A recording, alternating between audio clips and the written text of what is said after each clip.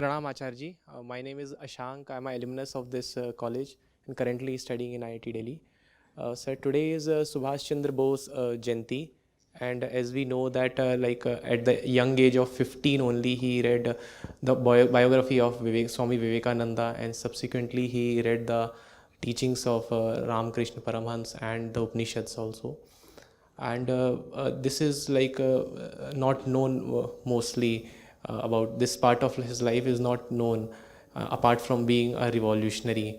And and we also know that Bhagavad Gita was the teachings of Bhagavad Gita was really inspirational for him and has a special impact on his life. So, sir, my question is like how the youth of today can be brought closer to the scriptures so that we can have more revolutionary like him, who with having deeper understanding of life. See, there is no revolution possible without the Gita. We have lot of self-declared, self-appointed micro-rebels these days. Everybody wants to be seen as a firebrand rebel in his own right. But there is no revolution possible without the Gita. And when I say Gita, I do not mean a particular book, a particular scripture. By Gita, I mean a particular class of wisdom literature. So to me, the Upanishads are Gita. And anyway, even if you just say Gita, there are at least 24 Gitas that just I would have spoken on. And most of them are truly remarkable. So when I say Gita, that would also mean, let's say, the words of Ramana Maharshi, or the discourses of Jiddu Krishnamurti. There is no revolution possible without the Gita. Right? Now you know what I mean by the Gita? Yes. Something that uplifts your consciousness, that is Chetana, from its prakritic slavery to liberation. Please pay attention, this is very important. I'm glad this question came up. Your default condition at birth and in life is one of slavery. We do not realize that. In fact, it took the West very long to realize that. Otherwise, the West kept saying man is born free, but is found in chains everywhere. Who was that who said this? No, not Dickens. Yes. So,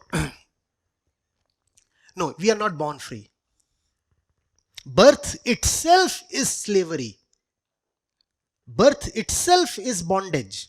Have you seen a stillborn baby? Does it have any knowledge, any realization? Is it independent of its body? Is it free of fear, of temptation? Can it control its impulses? So when you are born, you are already a slave. In the moment of conception itself in the mother's womb, it is slavery that is conceived. So liberation has to be attained, and because that slavery is so fundamental to this body, therefore a great revolution is needed, and that revolution can come only from the Gita. By implication, if there is no Gita in your education, you are condemning yourself to lifelong slavery. How exciting! How exciting! And that's the reason why even those who are not remembered particularly for their spiritual inclination, people like Subhas Chandra Bose, even they founded their core on Gita. When you think of the armed revolutionaries, Rajguru, Sukhdev, even Bhagat Singh, you do not think of them as particularly spiritual people, do you? You think of them as young, dashing, firebrands with guns in their hand. What is not shown to you is that they also had the Gita in their hand. And some part of that propaganda has been deliberate. For example, we are told that Bhagat Singh was a die-hard atheist, right? And the title of one of his books is often quoted. But if you really go into his life, very, very short lifespan he had, 22, 23 years, you will find he was a voracious reader and he had a great love for spiritual scriptures as well. There is no revolution possible without the Gita. And if you are someone who thinks of the Gita as something old-fashioned and this and that, I want to wish luck to you. No point wishing luck to you. Even luck cannot save you. Finished. Game up. Are you getting it?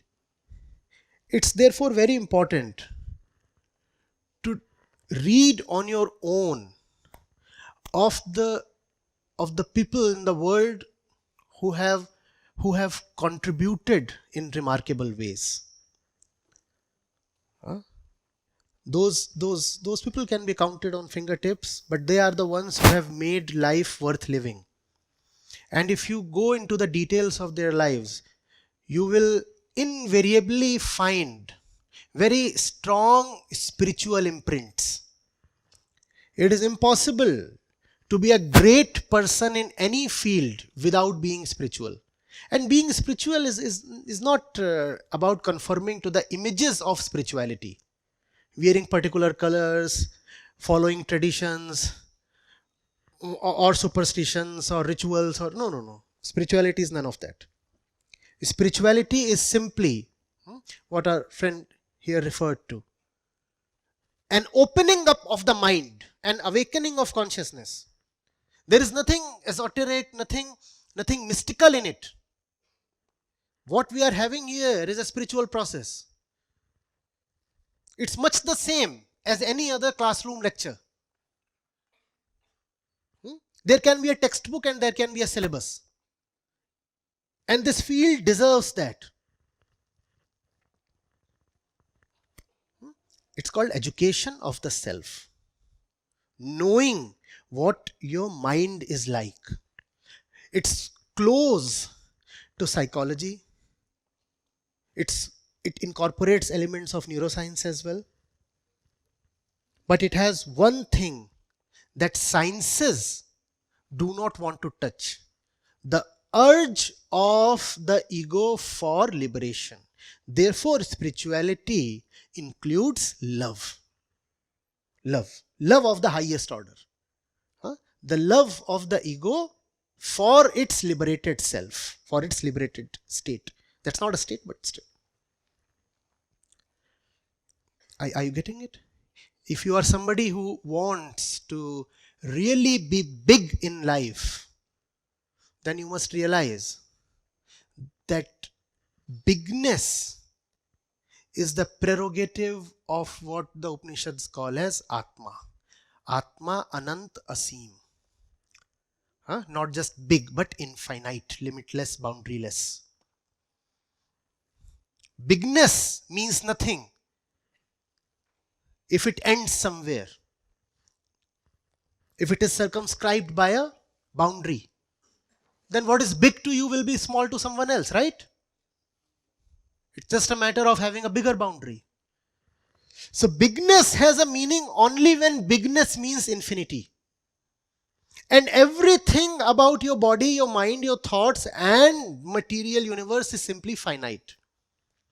Therefore, bigness lies in being untouched from that which is small, meaning finite. can I just see that the hunger within me is not going to be satiated by anything that is limited? So why waste my time running after these small things? Because I have already have had enough of a run. 5 years or 10 years of experimentation is sufficient. Even 2 years suffices. And I have seen, irrespective of how much I have of what this has to offer, there is an internal clamor for more. The world outside is innumerable. It can be put in numbers, right?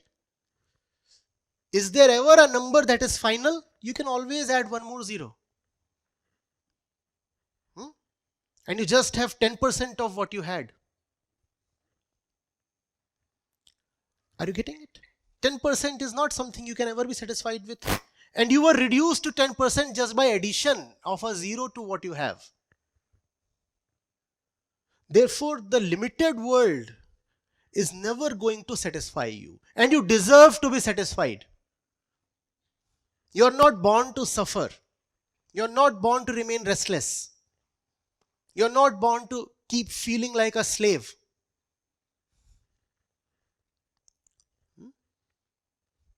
Do you see how, when you talk of S.C. Bose, his quest for independence was actually a manifestation of his inner quest for liberation.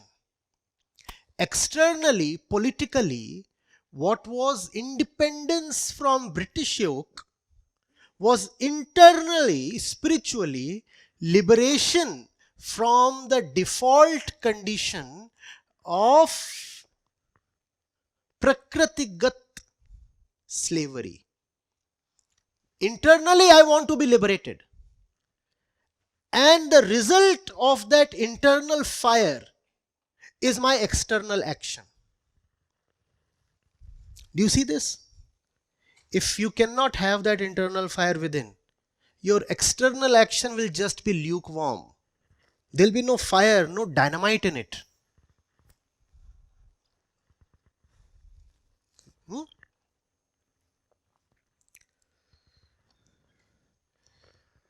You'll be always afraid of death. What kind of revolution can you do if it's the body that's always at the top of your mind? You require a Gita to tell you that this is perishable and would anyway go. Don't be too bothered about this. This is just a resource to be used.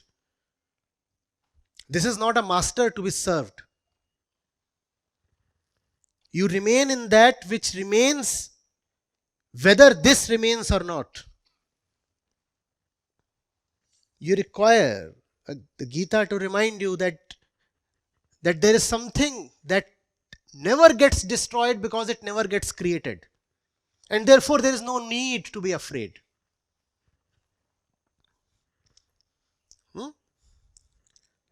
It sounds so melodious when somebody says spontaneously, na hanyate hanyamane sharire.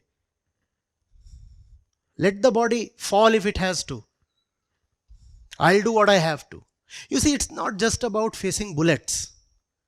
It's also about facing rejection and poverty and whatnot. Let's say you want to start something great as a business venture. What stops you? I'll tell you. What stops you is the fear of failure. And if you go into this fear of failure, you will ultimately find that it is the body that you are afraid of. What will happen to this body?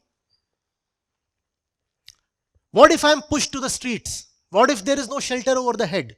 So ultimately the war is against the body. Therefore it is the body that you must put in its place. Come on.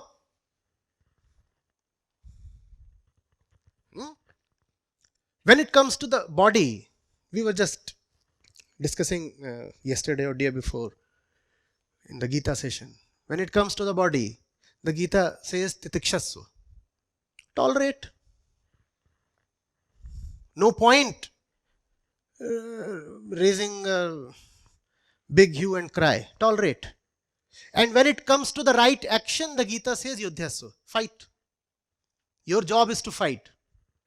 And in the process of fighting, bear what you have to. Now do you see the metal that a Bose is made of? Tolerate and fight. And you cannot say that if you are far removed from the Gita. I said I won't even wish you luck if the Gita is not the core of your life. And when I said Gita, I hope I made it clear that by Gita I mean wisdom literature that pulls you up, that opens up the knots within. It could be the Srimad Bhagavad Gita or any other book.